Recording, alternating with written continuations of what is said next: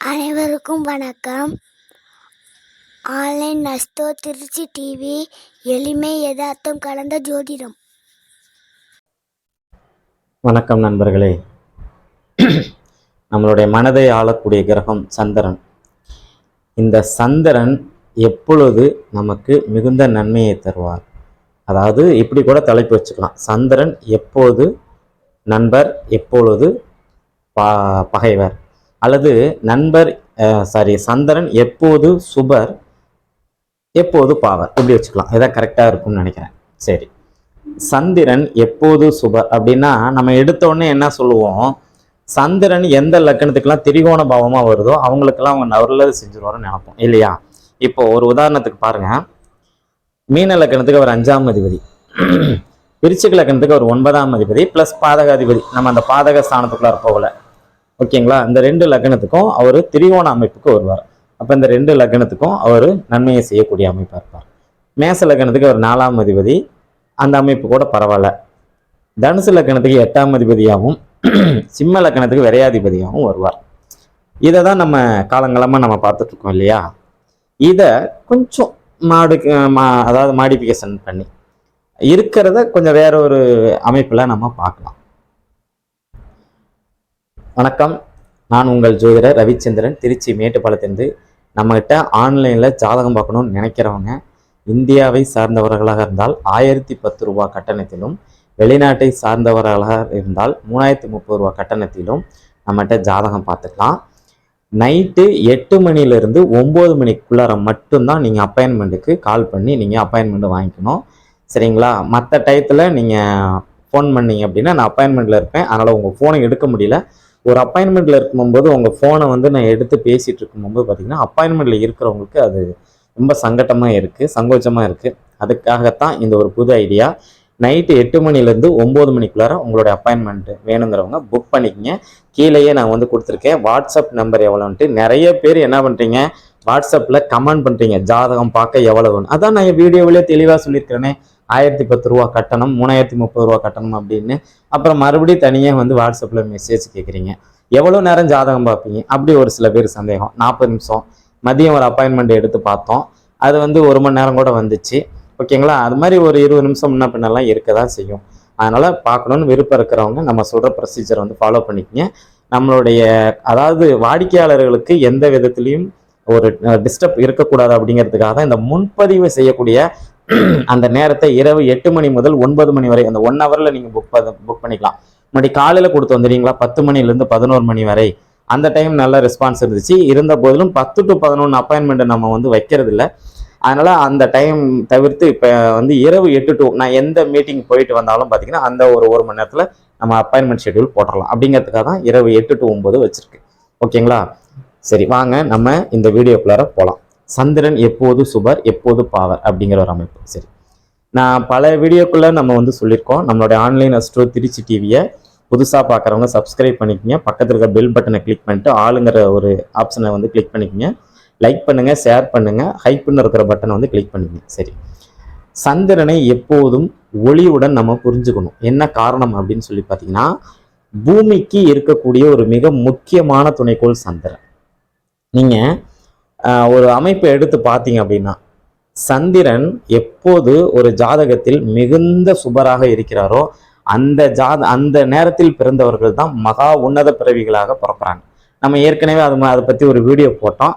அதுக்கு ஒருத்தர் கீழே கூட கமெண்ட் பண்ணியிருந்தாரு, இது இவருடைய ஜாதகத்தை இவர் போய் பார்த்தாரு அப்படின்லாம் போட்டிருந்தாங்க. அதெல்லாம் நான் சிரிச்சுக்கிட்டு விட்டுட்டேன், ஓகேங்களா? இந்த மகா உன்னத பிறவிகள் எல்லாருமே பார்த்தீங்கன்னா இந்த அமைப்புகளில் தான் பிறக்கிறாங்க அப்படிங்கிற ஒரு விஷயம் இவர் இருக்கு. சரி, அந்த அமைப்பு வந்து என்ன அமைப்புன்னு சொல்லி பார்த்தீங்கன்னா, பௌர்ணமி அன்னைக்கு சந்திரன் இருக்கும்போது, நல்லா கவனிச்சுங்க, பௌர்ணமி சந்திரனாக இருக்கணும்.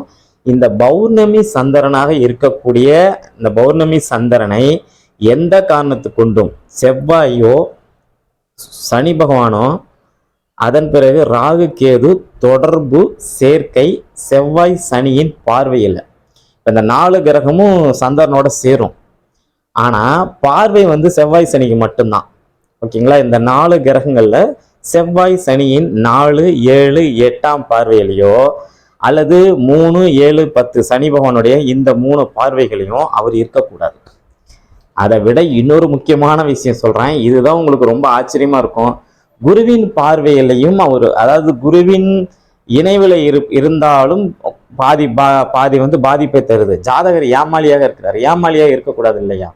அதே மாதிரி குருவின் பார்வையில் அவர் இருக்கும்போது பரவாயில்ல, அதிக சுபத்துவமா இருப்பார், அதிக வலிமையோடு இருப்பார். அப்படி இருக்கும்போது பார்த்தீங்கன்னா அந்த இடத்துலையும் பார்த்தீங்கன்னா ஒரு சில நெகட்டிவ் பலன் நடக்க தான் செய்யுது.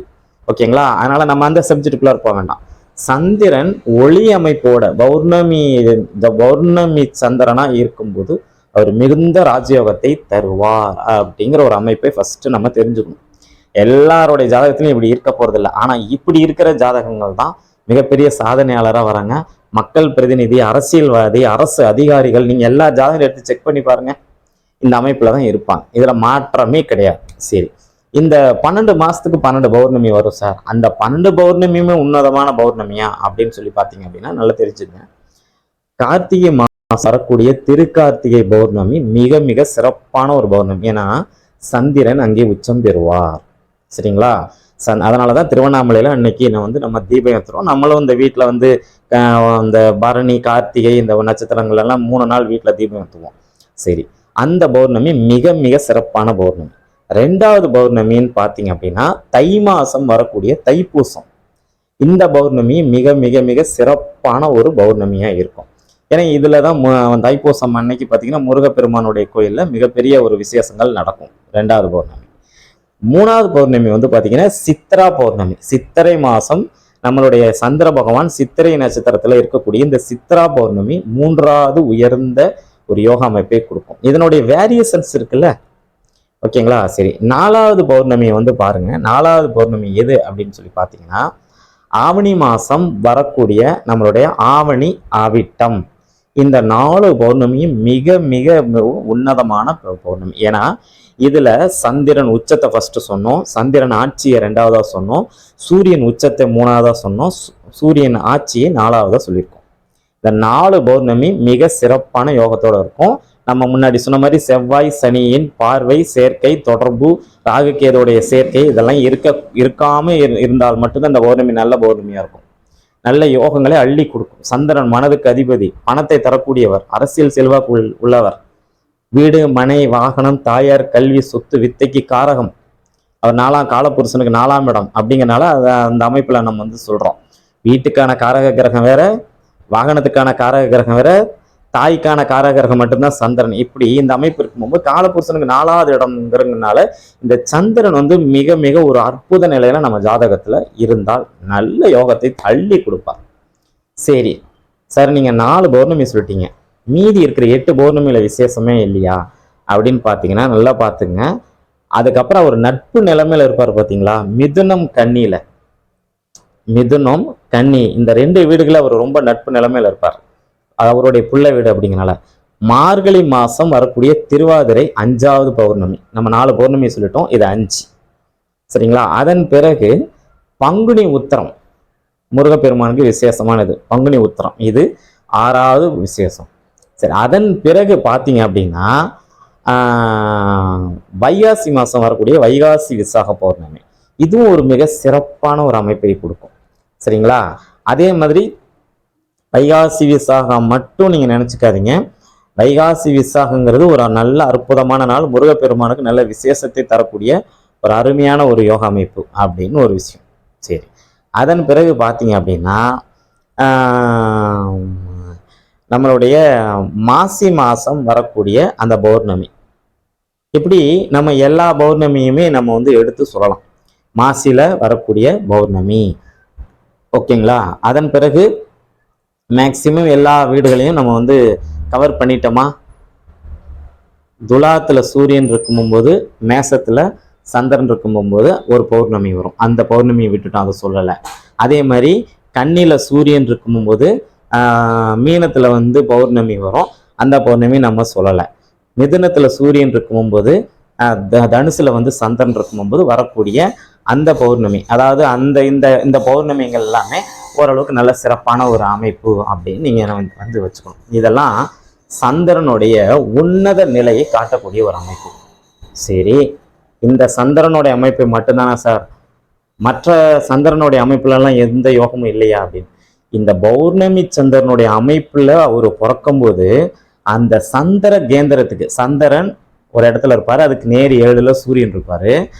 அந்த இடத்துக்கு 4ஆம் இடத்துலையும், சந்திரனுக்கு 4ஆம் இடத்துலையும் 10ஆம் இடத்துலையும் கிரகங்கள் இருந்தால் நீங்கள் கொடுத்து வைத்தவர். சந்திரன் செய்ய வேண்டிய அத்தனை பலனும் இந்த 2 கேந்திரத்தில் இருக்கிற கிரகங்களும் சேர்த்து உங்களுக்கு செய்யும். இந்த இடத்துல அந்த 2 கேந்திரத்தில் இருக்கிற கிரகங்களையும் சந்திரன் செயல்பட வைப்பார். சரிங்களா? நல்ல ஒரு அருமையான ஒரு அமைப்பை தருவார். இது ஒரு பக்கம் இருக்கட்டும். வளர்பிறை சந்திரனாக இருக்கும்போது, சரிங்களா, வளர்பிறைனா அஷ்டமி நவமிக்கு தசமி திதிக்கு மேல இருக்கக்கூடிய சந்திரனும் பஞ்சமி திதிக்குள்ளார இருக்கக்கூடிய தேய்பிறை சந்திரனும் உங்களுக்கு ஜாதகத்துல எந்த இடத்துல இருந்தாலும் இதுவும் யோகம் தான். இது 2வது கேட்டகரி. முதல் கேட்டகரியில ஃபர்ஸ்ட் பௌர்ணமியை பத்தி பேசணும். இந்த பௌர்ணமியில எது ஃபர்ஸ்ட் செகண்ட் தேர்டுன்னு சொன்னோம். ஓகேங்களா? 2வது ஒரு அமைப்புல வந்து பாத்தீங்கன்னா வளர்பிறையில தசமி திதிக்கு மேல இருக்கக்கூடிய சந்திரனும் தேய்பிறையில பஞ்சமி திதிக்குள்ளார இருக்கிற சந்திரனும் மிக மிக அற்புதமான ஒரு யோக பலனை செய்யும்.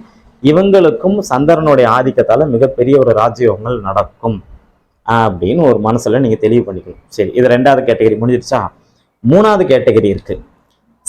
சூரியனுக்கு 4ல சந்திரன் இருந்தாலும் சரி, சூரியனுக்கு 10ல சந்திரன் இருந்தாலும் சரி, இதுவும் ஒரு ராஜயோகத்தை தரும்.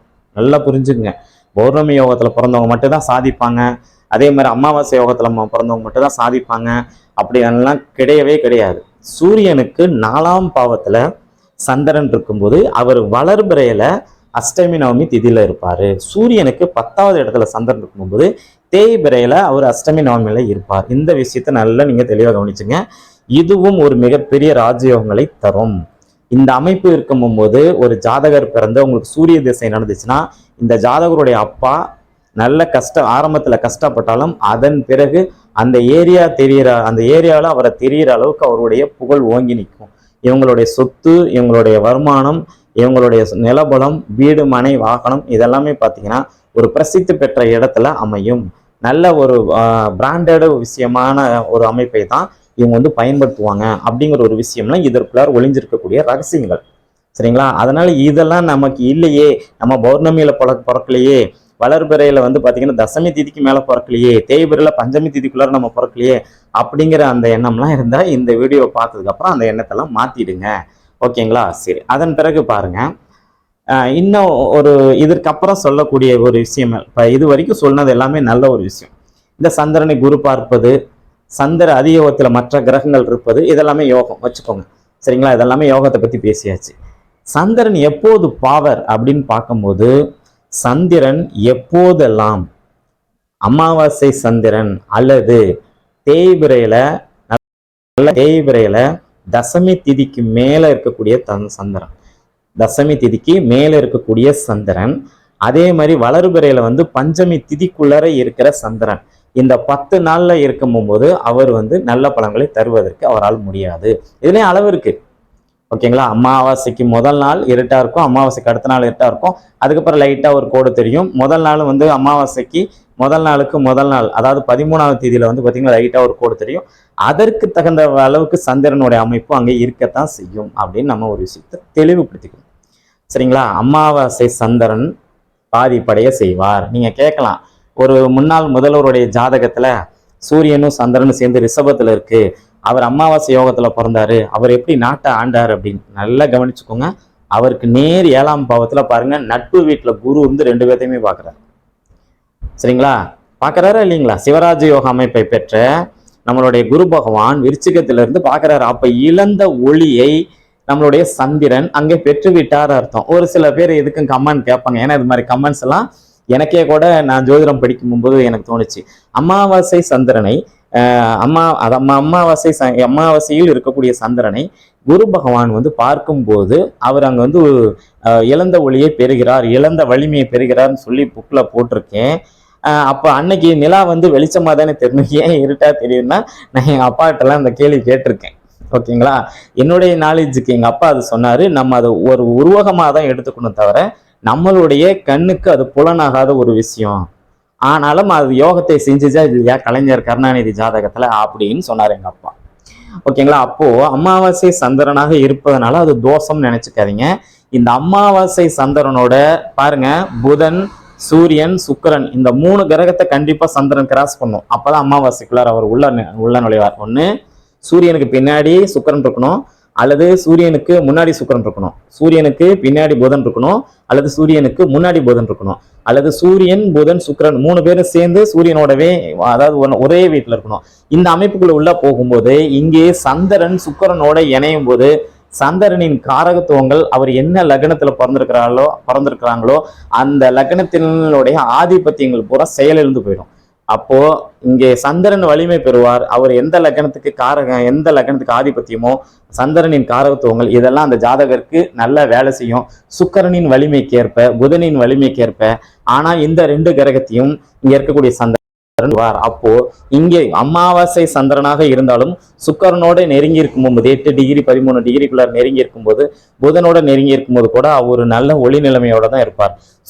அதாவது பிளாங்கா சூரியனோட போய் சந்திரன் இணைஞ்சு இருக்கின்ற அந்த அமாவாசை குருவின் பார்வையில் இல்லாமல், அதே மாதிரி சுக்கிரன் புதனோட இணைவில் இல்லாமல் இருக்கும்போது அவர் கடுமையான பாவராக செயல்படுவார். மனம் பேதலிக்கக்கூடிய ஒரு தன்மையை தருவார். மனசு எப்பயுமே ஒரு அமைதியான நிலையில் இருக்கிறது. எதுக்கு எடுத்தாலும் பயந்து இது நடந்துருமோ அது நடந்துருமோ அப்படின்னு சொல்லி பயப்படுற அந்த எண்ணங்களை கொடுத்து விடுவார். மனசு சம்பந்தப்பட்ட பிரச்சனைகளை தருவார். இதயம் சம்பந்தப்பட்ட பிரச்சனைகளை தந்து விடுவார். தாய்க்கும் மகனுக்கும் இருக்கிற அந்த உறவு முறையை பாதிப்படைகிற மாதிரி வேலையை செஞ்சிருவார். இந்த மாதிரி பலன்கள்லாம் சந்திரன் அமாவாசையில் இருக்கும்போது நடக்கும். இதுலேயும் விதிவிலக்கு இருக்கு. சூரியனும் சந்திரனும் இணைஞ்சு ரிஷபத்துல இருக்கிறாங்கன்னு வச்சுக்கேன். இந்த 2 கிரகத்துக்கும் வீடு கொடுத்த சுக்கிரன் போய் இப்போ இதை இப்படி இருக்க முடியாது. ஏன்னா இவங்க 2 பேருக்கும் வீடு கொடுத்த கிரகம் பாத்தீங்கன்னா இன்னொரு வீட்டுல ஆட்சி அடையாது. ஏன்னா சூரியன் இருக்கிற இடத்துக்கு முன்ன பின்னதான் சுக்கிரன் இருக்கும். இப்ப இந்த கிரக இணை மீனத்துல நடக்குதுன்னு வச்சுங்க. மீனத்துல நம்மளுடைய பங்குனி மாசம் வரக்கூடிய அமாவாசைன்னு வச்சுக்கோங்க. தனுசுல குரு இருக்கிறாருன்னு வச்சுக்கோங்க. இந்த அமாவாசையை தோஷமா வேலை செய்யாது, யோகமா வேலை செய்யும். ஏன்னா இந்த 2 கிரகத்துக்கும் வீடு கொடுத்த குரு ஆட்சி. நல்லா புரிஞ்சுங்க. அதன் பிறகு பாத்தீங்கன்னா விருச்சிகத்திலேயோ கன்னியிலேயோ கடகத்திலேயோ குரு இருந்து பார்க்கும்போது சந்திரனை வலிமையடை செய்வார். சந்திரனும் குருவும் பரிவர்த்தனை அடைஞ்சிருவாங்க. வலிமை அடைந்து பரிவர்த்தனை அடைகிறது மிகப்பெரிய ராஜயோகத்தை தரும். வலிமை இல்லாமல் இப்ப அமாவாசை சந்திரனாக இருந்து, நல்லா கவனிச்சுங்க, அமாவாசை சந்திரன் ஓகேங்களா. இப்போ அங்க குரு அந்த வீட்டுல இல்லாம விருச்சிக வீட்டுல இருந்து பாக்குது அப்படின்னா குருவுடைய பார்வைக்கு மட்டும்தான் அங்க பலம் இருக்கு தவிர மற்றபடி அங்க ஸ்பெஷலான ஒரு பலம் அங்க சந்திர பகவானுக்கு இருக்காது அப்படிங்கிற ஒரு அமைப்பு. அப்போ அமாவாசை சந்திரனாக இருப்பதும், சந்திரன் செவ்வாய் சனியுடன் நெருங்கி இருப்பதும், ராகு கேதுவோட நெருங்கி இருப்பதும் நன்மையை தராது அப்படின்னு நினைச்சுக்கணும். சந்திரன் சனியோட இணையிறதோ, அவர் ஒளியோட இருந்தாலும் சரி, ஒளி இல்லாமல் இருந்தாலும் சரி, அவர் சனியோட இணையிறதோ, செவ்வாயோட ஒளி இருக்கும்போது இணையும் போது யோகம், சந்திரமங்கல யோகம். ஒளி இல்லாமல் அவர் இணையும் போது இங்கே அவருடைய புத்தி தடுமாற்றம், மற்ற அந்த மூளை சம்பந்தப்பட்ட விஷயம் எல்லாமே பார்த்தீங்கன்னா எதையுமே ஒரு அவசர கொடுக்கத்தனமா சிந்திச்சு செயல்படாத ஒரு விஷயத்தை கொடுத்துருவார். சந்திரனுக்கு செவ்வாய் ஷேர் பண்ணி விட்டுருவார் அப்படிங்கிற ஒரு அமைப்பு இருக்கு. சரி, இதோட இந்த விஷயம் போகுதா அப்படின்னு சொல்லி பார்த்தீங்கன்னா, இந்த மனதை ஆளக்கூடிய சந்திரன் ஒவ்வொரு ஜாதகத்திலும் நம்ம சொல்ற மாதிரி ஒரு தேய்பிறை அஷ்டமி நவமி அல்லது ஒரு வளர்பிறை அஷ்டமி நவமியில இருப்பது மிகப்பெரிய ஒரு ராஜயோகங்களை இதுவும் தரும் அப்படின்னு சொல்லி உங்களுடைய ஜாதகத்துல சந்திரன் எந்த வலிமையோட இருக்கிறார் அப்படின்னு பார்த்து அதற்கு தகுந்த மாதிரி உங்களுடைய வாழ்க்கை முறையை நீங்க அமைச்சுக்குங்க. இவ்வளவு நேரம் இந்த வீடியோவை பார்த்து ரசித்த உங்களுடைய கண்களுக்கும் உங்களுடைய மனதுக்கும் என்னுடைய நெஞ்சார்ந்த நன்றிகளும் வாழ்த்துக்களும். நன்றி, வணக்கம்.